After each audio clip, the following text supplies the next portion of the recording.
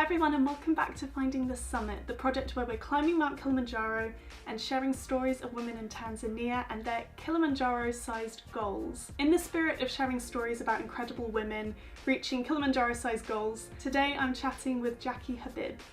Jacky is a social entrepreneur and journalist, and she has a lot of experience with sharing stories from all over the world, and she has worked in particular in Ghana and Kenya. I got to chat to Jacky all about social entrepreneurship, responsible storytelling, sustainability, and it was a really great conversation. I think if you're a storyteller or a social entrepreneur or entrepreneur of any type, then you're really going to enjoy this one.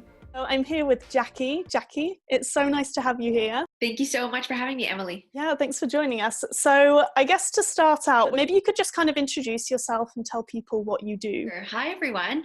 My name is Jacky Habib. I'm a freelance journalist and I'm a social entrepreneur, and I'm the founder of Newlands Travel.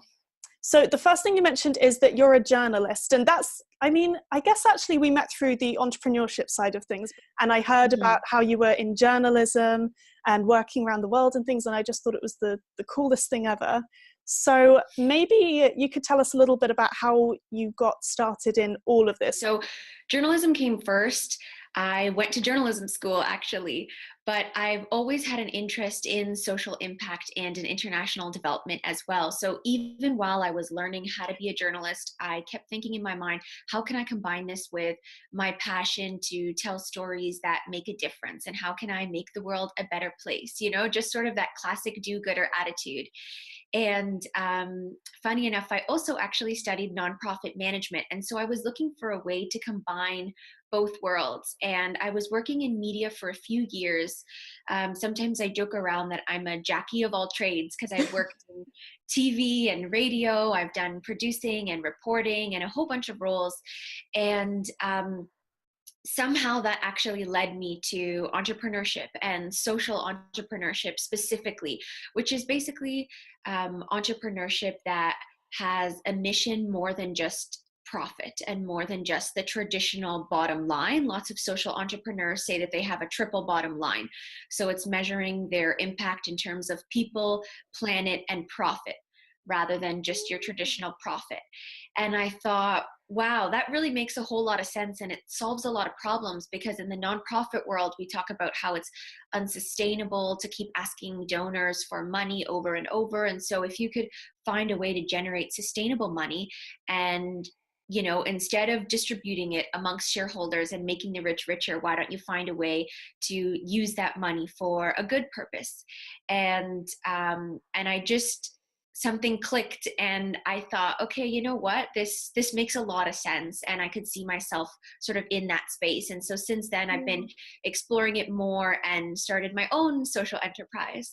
I love how you define social entrepreneurship, because I've been talking to a lot of people from nonprofits and stuff, and you're right, there's always this conversation about how do we make this sustainable? So why don't we kind of have a paradigm shift and, you know, have companies actually just changing their whole perspective on it's not just about profit, it's all of our responsibility to help to make this world a better place. There are so many different models and ways that a social enterprise could operate, but I think it's really important to note that the social mission is deeply embedded in the work that they do, and it's not this afterthought, the way that sometimes corporate social responsibility can be an afterthought. It's you know, the concept of we're going to make as much money as we can for our shareholders and for the company, and maybe we'll donate 1% of our profits or whatever it is to get a tax write-off. I love what you said about it being an afterthought for some people. You know, if you have a social mission, then it's so much easier to tell a story about that rather than if it's just a marketing ploy. I mean, even companies that already exist, do you think that there's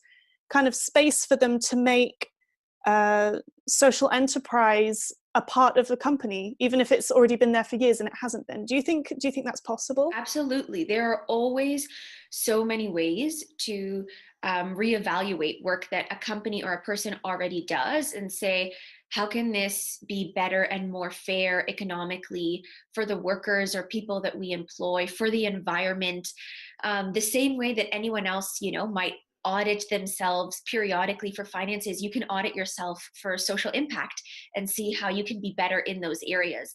And there are actually various certifications, if people are interested, that they could look into. So one of them, for example, is B Corp.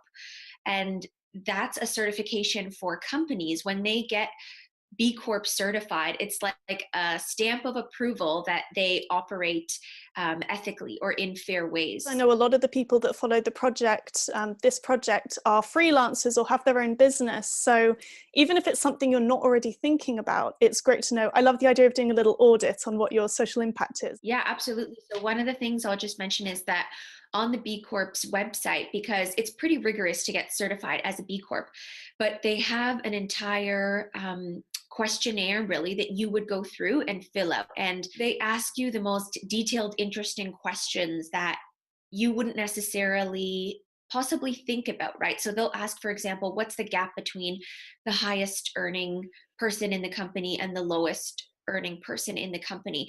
What sort of light bulbs do you use in your workplace? All of these questions that you think, oh wow, I hadn't really thought about that before. But even as an individual, it makes you realize that these everyday choices you make have a bigger impact in the world. And it's a good opportunity to, even if you're not going to go through the process, just to reflect and have an idea of what constitutes as being socially responsible to begin with. That's a really great way of thinking about it. And I think it's tough for people to think about it in terms of like the everyday sometimes, because like you said, it's like just off the cuff decisions we're making, but they have an impact. I wonder if we could backtrack a little bit, because we were talking a bit about how you got into journalism, and you said actually you had a lot of different skills. So you were doing kind of journalism and also, but like in lots of different formats. So was that very intentional? Was it because you loved doing all of these different things, or was that something that just kind of happened by accident?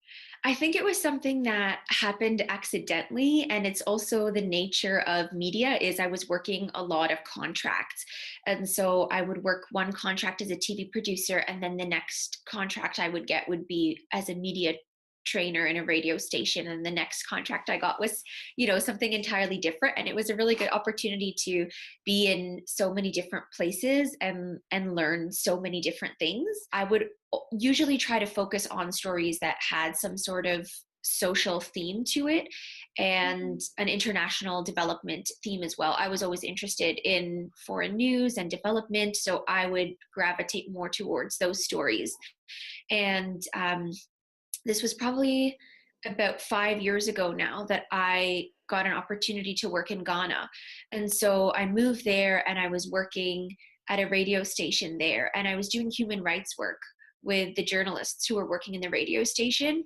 And I had an amazing experience. There were so many interesting things that I learned when I was there, and so many phenomenal people that I connected with. And I thought, I've been interested in development and my role as a global citizen for a really long time. And I had traveled before to a number of developing countries, and I had volunteered overseas several times, but I never really felt as engaged as I did as that time that I was living in Ghana. And it was just such a different experience from my other travels or my other volunteer work abroad. And I thought there's something really special here. And it's really phenomenal to be able to use media as a way to engage with locals and to learn about what's happening locally. We've chatted before, so I know a little bit about kind of the things that made you more interested and led you to Newlands Travel. For people who don't know, Newlands Travel, and you'll explain it much better than I do, but you kind of take this idea of volunteer-based tourism and flip it on its head, right? And I'm making an assumption here, but I'm guessing probably that experience in Ghana maybe was one of the first steps that kind of helped you to piece together that jigsaw. Tell me about it in your own words. No, you're good. It did start the process. So Newlands Travel is a social enterprise that's all about shifting the narrative that we have about Africa. And it's about highlighting African storytellers. So what we do is we lead trips where we typically have Western audiences and trip participants that we're taking to Africa. And we have these immersive trips where we are learning from local storytellers. So these are journalists and investigative reporters, they are filmmakers, they create documentaries and tell stories through photography, and they have all sorts of ways of telling stories. But these are people who are passionate about telling their own stories and representing their country and their community in probably a very different light from what we're used to seeing in Western media. Ghana is actually what kind of inspired this doing.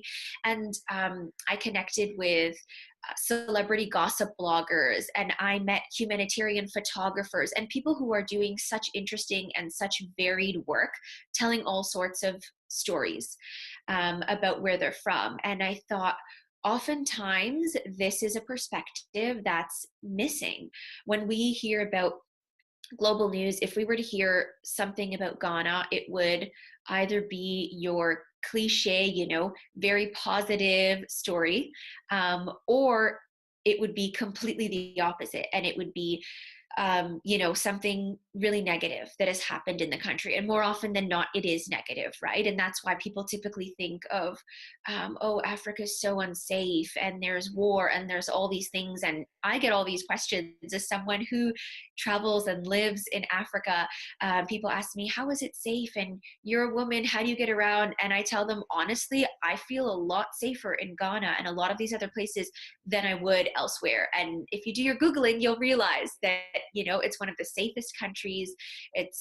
It's fine, right? But we don't have this perception because our perception has been tainted by what we read and consume, which often doesn't come from the local storytellers. So how did you kind of take on that challenge of mixing that role of, okay, you're there to do a job, taking your responsibility, but also, I guess at this time, you're recognizing that part of your responsibility is to amplify their voices, not to override their voices. Could you tell me a little bit more about that and how you kind of, take on that challenge?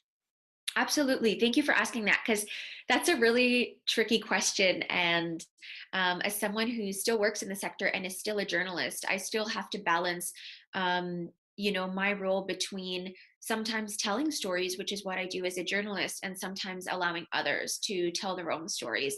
And one of the ways that I support others in telling their own stories is actually through media training.